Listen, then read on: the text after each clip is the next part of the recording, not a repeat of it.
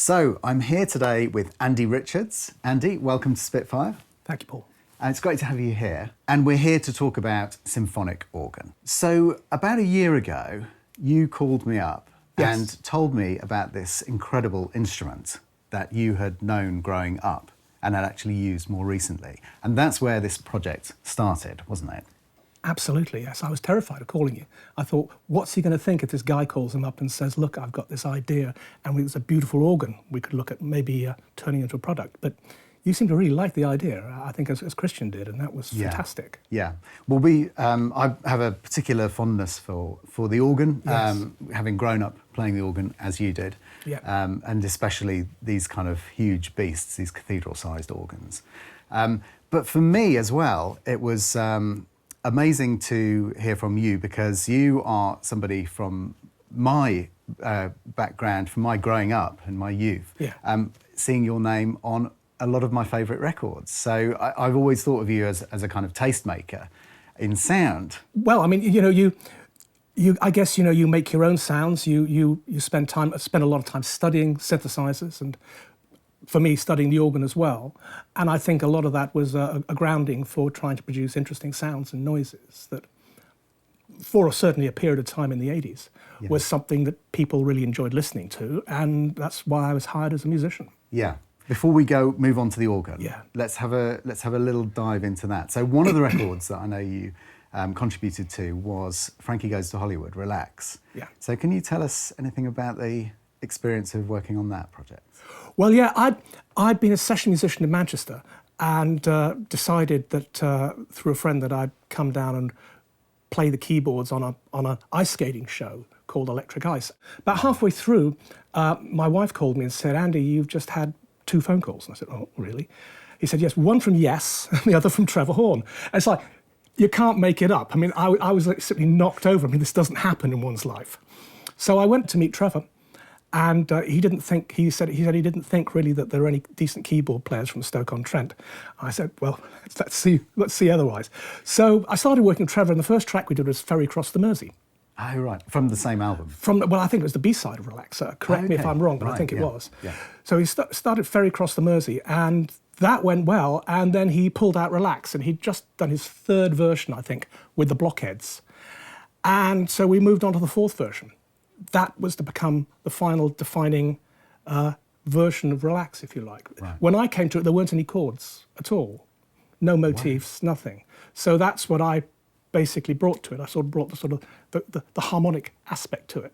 Okay. And I still think to this day it's the only, probably the only record ever that starts with an E minor 9th chord from my Bill Evans days, And it was an amazing experience. What I didn't expect was that it would take so long to make. Yeah. But that is Trevor's way, and that's one of the ways you develop excellence and phenomenal products. So I would be up on the gantry at Electric Ice until about 10 o'clock at night.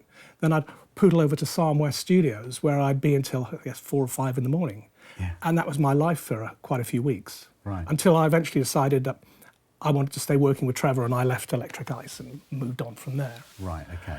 And worked with him on all the Frankie albums, well, the 2 Frankie albums. Well, the first one with Trevor, the second one with Stephen Lipson, and then other ZTT products such as Grace Jones, Slave to the Rhythm, Godly and Cream, and a few others. And it was amazing for a guy who had never played on a hit single, ever, to suddenly, being in this extraordinary place with almost unlimited budgets, working on this fantastic stuff. Straight in at the top. Well, certainly, it appeared to me, it was totally awe-inspiring, and I have a huge debt of gratitude both to Trevor and Stephen for, first of all, giving me that chance, just a bloke from Manchester who was a session keyboard player, to suddenly in 1984 playing on 3 #1 hit singles. It was very strange. Yeah. And it meant I was very busy for a year or 2, basically. I can imagine. And Mike Reid was there. And Mike Reid was the BBC DJ who banned Relax. So I went up to Mike and said, hi, Mike, how are you doing? And he said, who are you? And I said, look, I'm Andy Richards, but I just want to thank you for helping make my career. And he kind of looked at me in a quizzical way and said, yeah, I played the keyboards on Relax. And he said, I still dine out on that once a week, and you still do. And it was an extraordinary moment at Psalm West where you would literally be watching Top of the Pops, Yeah. And we wait for it to come to number one. Oh, we can't play this. Yeah, it's like fantastic. Best publicity imaginable. It was just utterly brilliant. Yeah. Utterly brilliant. Relax was recorded in analog, and apart from the groove and the bass, it was all played by hand. It was all the brass, everything. We all played. Okay. Oh, that's interesting. Yeah. So, when we moved to Two Tribes, it became much more sequenced. okay. We did other things. Okay. But yeah, the brass pads, da da da da da, and all the bam bam bam, and all that sort of stuff. That's all played by hand. There's no Okay. computing at all. It's a theme that we'll come back to, but I think it's curation, and curation is so important in music. But before we move on, I believe you played on Careless Whisper, didn't you? Downstairs in Psalm West, there was a Space Invaders machine. And, you know, in our spare time, we'd go down and everybody would have a go on it. And I was working on the machine one day, and George Michael came up to me and said, "Hey, Andy, do you fancy playing on a track with me, playing on a record on Sunday?" And I thought, yeah, great. I mean, a big fan of George and Andrew. But being asked to go and play on a track was great. I didn't know what it was. I had no idea. So I took in my Jupiter 8 and my PPG and PPG Waveterm and turned up at Advision Studios in the West End, strange little place. Walked in, and there was Chris Porter engineering it, and there was George singing. And before I even set my keyboards up, I just thought, oh my God, I'm about to play on a huge hit single. I mean, didn't need me there, to be honest. It was so fantastic. It was just a beautiful song. The sax was done, the keyboards weren't. And so I played on the track with George and let him know that my PPG could sample. So it was the very first time he ever had his vocal sampled. And the R's on Careless Whisper is the PPG. Yeah. Wow. Yeah. So that's how it happened. So I guess I was in there for 4 or 5 hours, something like that. But George was lovely. He is the consummate, he was sadly the consummate artist.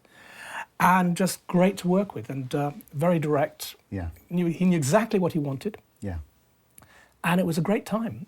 He wrote that song when he was a teenager. Yes, he did, and it was. I think he did the first version with Jerry Wexler. Jerry Wexler, yeah. Did the first version and decided it wasn't right, and so he went in and produced the version, which is the definitive thing that we hear today. And it hasn't dated at all. No. It's one of those sort of timeless pieces in a way. Yeah. It's fantastic. Okay, so the last thing I wanted to ask you about is you worked with Rush. Yes. Who are one of my favourite rock bands. I was working with as well as working with Trevor, I was working with a great record producer called Peter Collins, and I worked on Nick Kershaw with him, a number of other pieces. Yeah. Peter came up to me one day and said, "Look, Andy, I'm about to produce this Canadian 3-piece rock band, and I'd like you to play keyboards on it." He said, "Only thing is, they're not at all sure about this." And so he said, "Well, we'll pay you for 10 days, but if we decide to boot you out after day 2 or 3, you'll understand." I said, "Fine, Peter, that's okay." So I turn up, greeted by Neil Peart, the drummer, shakes my hand and says, "Andy, I just love that album you played on Propaganda," which is another ZTT thing. And I said, "Well, thank you very much." And they were all lovely. You know, they were fantastic people. And we got started at the Manor Studios, which sadly is no longer there. It was studios where Tubular Bells was originally recorded. And they were just the best people. And for some reason, even though I thought I could get sacked tonight or tomorrow, it just worked. It was just one of those effortless things. And for 7 days, I became the 4th member of the band. And because we worked in a residential studio with them, one at the Manor, which was Power Windows, and the other one was Ridge Farm Studios, which is no longer there either, Hold Your Fire. And today, the most correspondence I get from people who want to know about my keyboard playing with others is Rush fans. Right. Wanting to know what I did, what sounds I used, how it worked, and whatever. And I get those regularly every week. But it's Rush fans. Rush fans are the ones. So just diverting very quickly. No. I will get onto the organ. No. But Nick Kershaw. Yeah. I remember hearing his The Riddle album and just thinking it was unbelievably inventive and fabulous chord changes and things like that. Nick is an amazing musician. Yeah. First and foremost. He's from Ipswich, just a great talent and a very nice guy. Yeah. And he writes great songs. And being with Nick and with Peter Collins and bringing my keyboards in, it was another very wonderful and very easy gig to do. Yeah. It was fantastic. He's a great musician. So it was kind of hooking up with some great artists, 2 or 3 wonderful producers, that helped to sort of push me forwards for the next 2 or 3 years. So let's move on to the organ. So how the organ works particularly well with a symphony orchestra. Mm-hmm.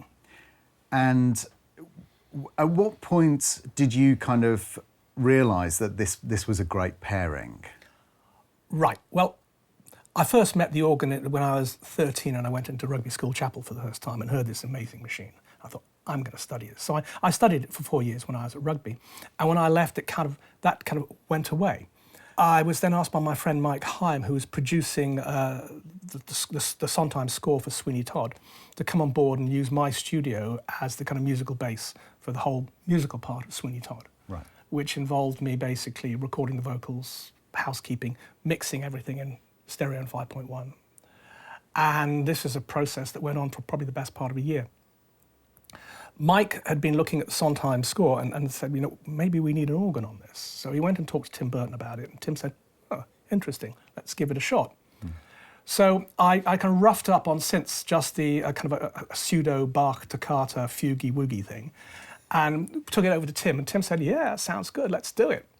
So I called Rugby, said, could we use your organ? Because I said, look, this is a particularly fab organ, and you don't have the problems that go with, a noisy church or cathedral. And they let us do it. So there I was playing the organ when Tim turned up and walked in, and it was, I think, kind of a moment for him, definitely.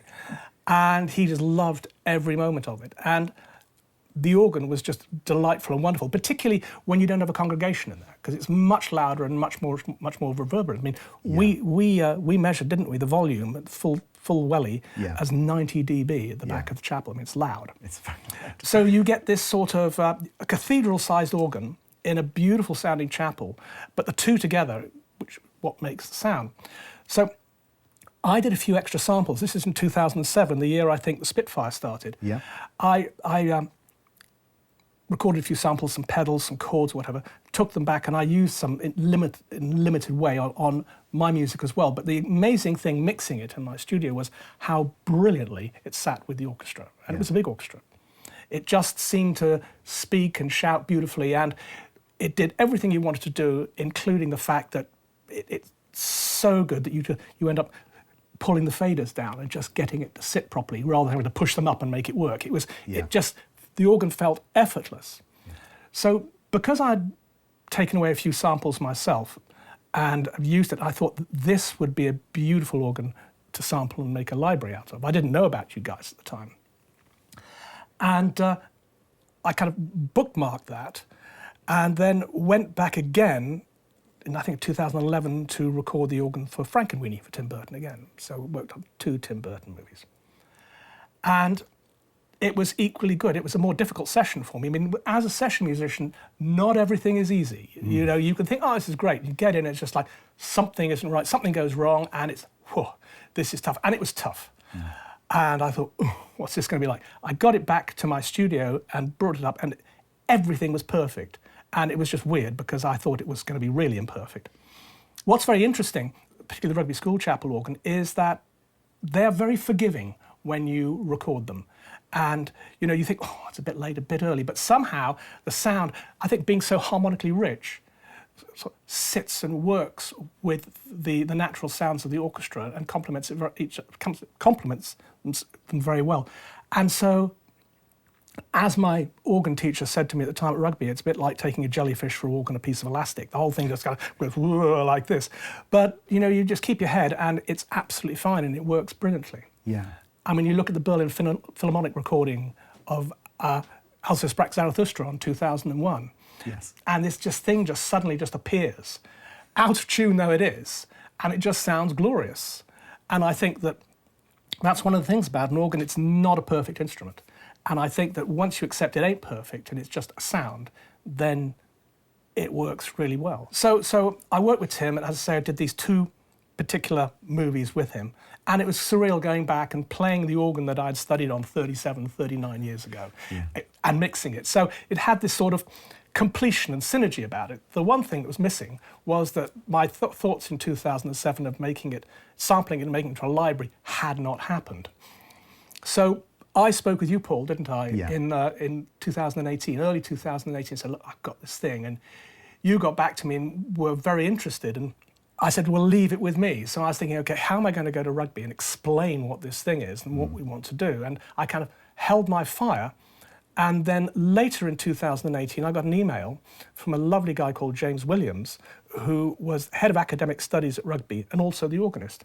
So I thought, we're walking down, I think, past the chapel towards a very nice pub in Rugby, and I thought, I'm going to hold my fire. There's going to be a moment. So I kind of put it to him, the idea of making an organ library using the Rugby School chapel organ, but curating it. So instead of having all these kind of 55 speaking stops, which you have, it was a question of giving people sound palettes and tones that they could work with, rather than trying to understand the complexities of mixing various stops and pipes together.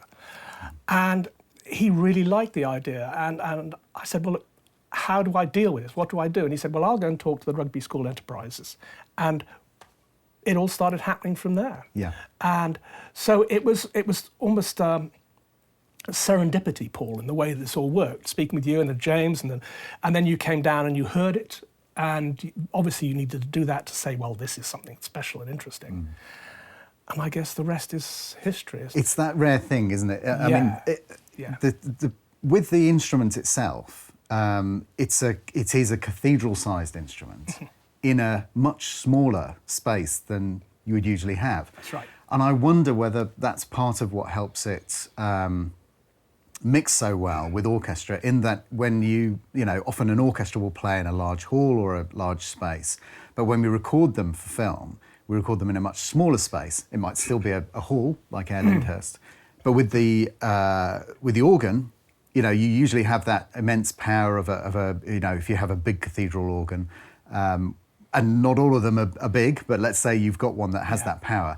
When you then listen to it, you're listening to it in such a large space that the power is dissipated. Yeah. Here, it's almost like a battering of the senses, because it's so enormously powerful. Yeah. And the space kind of compresses the sound. You do get that compression, definitely, yes. Which, interestingly, is another reason, I think, why we looked at curating it, because if you record every single note of every single speaking stop, not only is it a huge job, but you don't get that sort of barking compression and resonance, because you're only playing one note at a time. So by curating it and using a combination of speaking stops, whether it's a little flute sound or whether it's a full-on all stops out, you get a better blend. You start to get a blend of the sounds. So that I think with this sample library, Symphonic Organ, which I think you've done a brilliant job with, all of you, by the way, everyone's done a fantastic job. I think it's a pretty good solution. It's solution, better word, and I think it works really, really well. And I think it's going to be a delight for people to use. Yeah, people will have seen an organ and see all the stops, but unless you've played an organ, you don't know. There is an element of being an organist, which is almost like orchestration, where you will pick specific stops and registers that you're going to use for certain parts of the piece. Yes, absolutely. You're moving between keyboards often. You're linking keyboards together sometimes, Coupling so you're getting them, And there's a huge amount of that kind of taste and curation that goes on to be a good organist. It's a very important part of their job, and their studying. They are, in a sense, curating their own sounds. Yeah. So what we did is we took that notion and we've developed something so that all your Spitfire users can have the benefit of that. Yeah. But we've done it on two levels. First of all, we've got the curated sounds, which are the main sounds. But we also developed something which I call building blocks, which is where we have subsets. So you might have just pure diapasons, a mixture, brass. So what you can do is take these individual things and start to create your own sounds in a way, beyond just the bigger or more complex curated ones. Yeah. So the library in a way works on two different levels. Yeah. There's an unusual bass element to this organ as well. Yes. Tell me about that. The organ was built by Walkers and Son in 1961 before I went to rugby. And one of the pipes was a 32-foot open wood. Now this thing's amazing because when you play, if you're using a Yamaha speak, if you play a C1, which is the lowest note on the pedals, that has a frequency of 17 hertz. So what happens often, you don't actually hear this thing, you just feel it. Yeah. And you can put it into your compositions, and although you don't really know what's going on, it is actually there. And I mean, this is an enormous pipe, and it's not consistent, it's flabby, it makes different sounds and different noises, but that is the nature of the beast, that's what it does.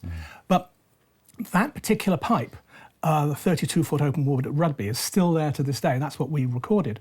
But in 1961, York Minster Cathedral also had a new organ commissioned and built by Walkers. And they have exactly the same pipe, but in a building which is 3 or 4 times the size of Rugby. It gives you an idea of, the chapel and the organ, and the fact that, it is an exceptional little match. And I don't know if there's anywhere else quite like it in the country. I mean, there are other places, you go to Charterhouse, for example, where the organ has about 8-second delay.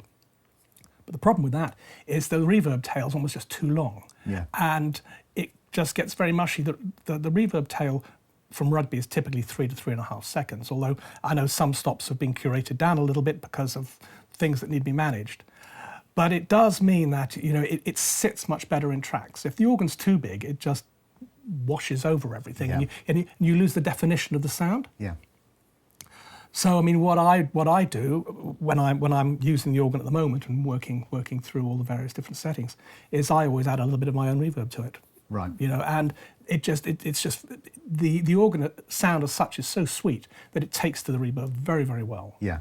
And the different mic positions as well, the different kind of distances. Yes, absolutely. Really helps with that as well. Yeah.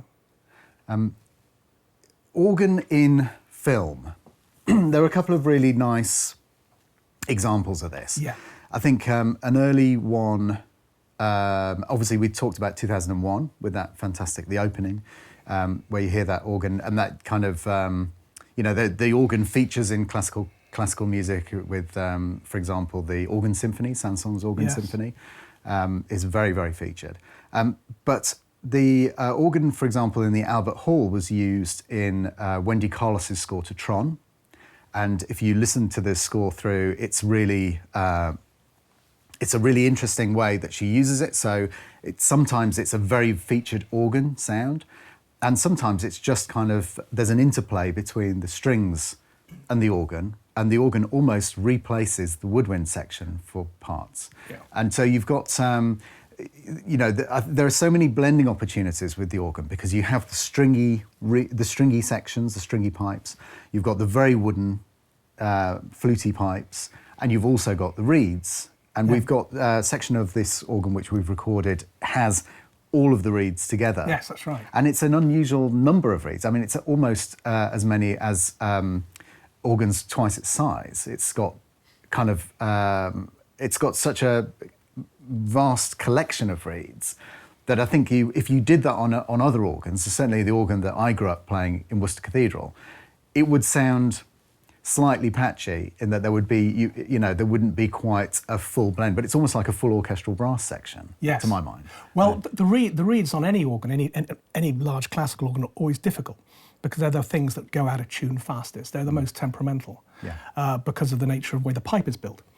But the reeds on the Rugby School chapel organ exist in a section which we call the bombard, which is great sounding word, where you've got contratrombone, trumpet and clarion. So you've got an 8-foot stop, then you've got a 4-foot stop the octave above, and you've got a 16-foot stop the octave below. And when you add those three, you have a big sound. Yeah. And you can invoke that purely from the solo, the highest manual on the organ. But then we've also got, apart from the 32-foot open wood, we've also got a 32-foot reed, and that's furious. That's really vicious. I mean, you could almost base a film score around it. It's a fantastic noise.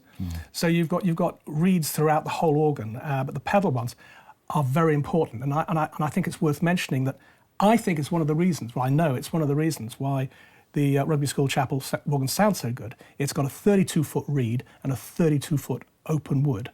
And these are the things that suddenly make the organ much bigger and much fuller and richer than a more traditional organ, which might only go down to 16-foot pipes. Yeah. It's when you go down to 32 that it's like, that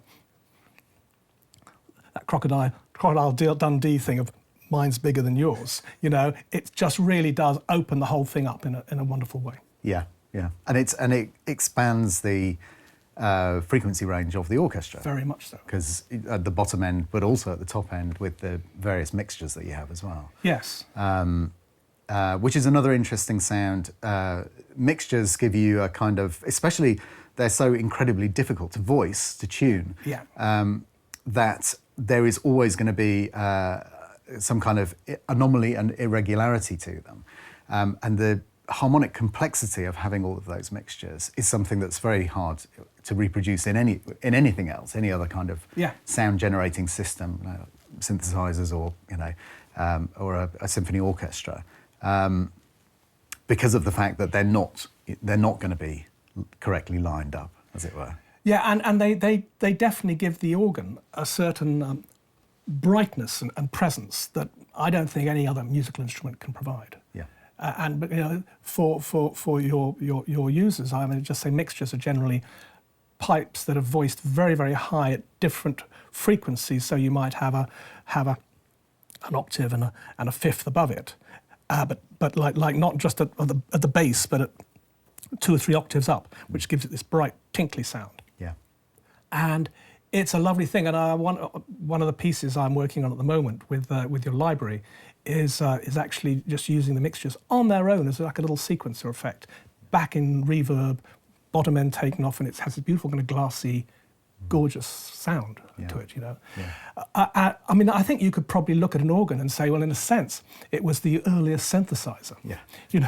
Where, as an organist, you're creating your sounds and you can sound a bit like a brass section, a bit like a string section, a bit like a choir section. You have all these various possibilities.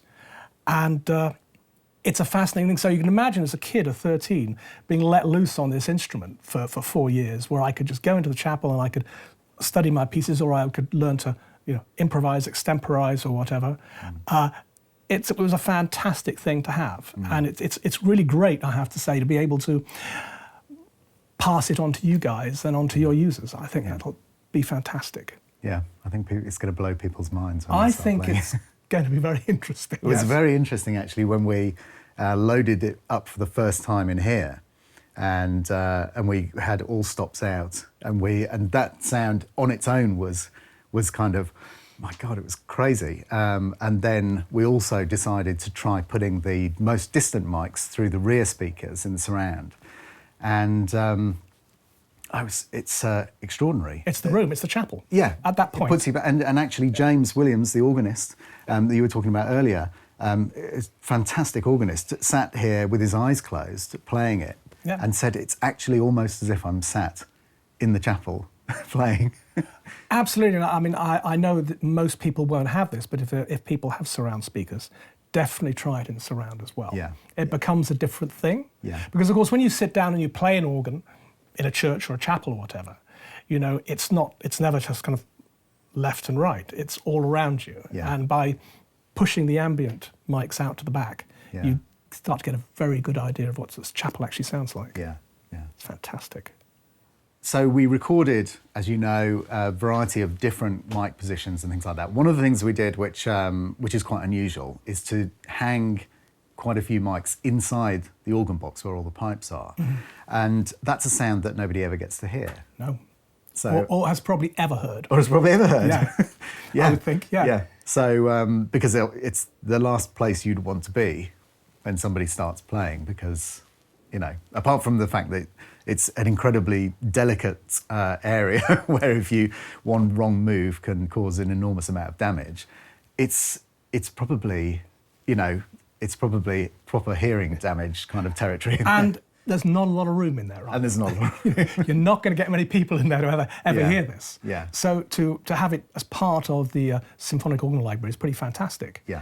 And it means that you can go from a relatively dry LCR through to a much more ambient rear, and then the much closer sound inside. There are all sorts of wonderful tonal possibilities. Yeah, it gives you the extra I always love anything where you're hearing something which you kind of, you know what the sound is, but you go, well, it doesn't sound like that, so I'm not really 100% sure what this is now. And that, for me, some of the different registrations of the organ, hearing those inside the box, that's into that territory. It's that really interesting. Well, it is. I'll tell you what's really interesting. Your users will be able to do something with this organ that no organist has ever done. Yeah. I mean, you have this huge instrument with all these kind of complex array of sounds, and you sit down and you play two manuals, pedals, whatever at the same time. But it's a very linear thing. Yeah. With this, people can multi-track, layer up different sounds, fade things like fade the mixtures in, do all sorts of extraordinary things, and even get involved in sound design in a way no organist ever has before, which I think is one of the wonderful things about this library. It opens up the possibilities of just writing a score for organ, but it being sounding completely different from anything anybody's ever done before, which is what I'm in the process of trying to do as well. Yeah. So it's amazing. I mean, it will really knock some people out, I think. Yeah, and the great thing as well is of having this kind of unique situation where we've got, you grew up playing the organ, so you know it intimately, and then having your curation work on it, and also James is the organist, he plays it every day, so he knows it intimately as well. And I think that that combination of skills and with your skill at curating sound, which is ably demonstrated by your career, Thank you. is just, I think it's just an amazing, it gives our users a massive head start on, it can be so enormously complicated to start using these kind of sounds as it is with a symphony orchestra. Yeah. And an organ is the same, it has the same, well, actually it has more, if you count the registers, it has more kind of components than a symphony orchestra does. Yes. And having a head start in not having to sit there with a blank canvas and trying to work out what sounds good together is just the best thing.